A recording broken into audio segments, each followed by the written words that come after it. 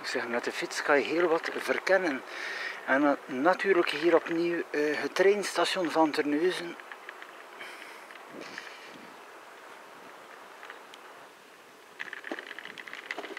Ja, het treinstation die wel af en toe keer in het onderwerp komt als er verkiezingen zijn. Spreekt men wel eens van, we zullen dat treinstation misschien wel heropenen.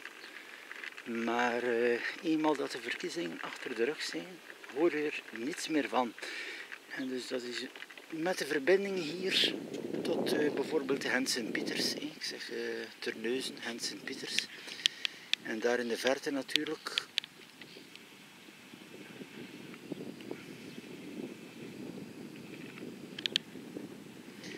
afgedankte treinen daar, die staan te roesten. En voor de rest ja, is er hier wel goederentransport, iets verder. De lijn wordt wel gebruikt dus voor goederen, maar voor personentransport is er nog altijd niets.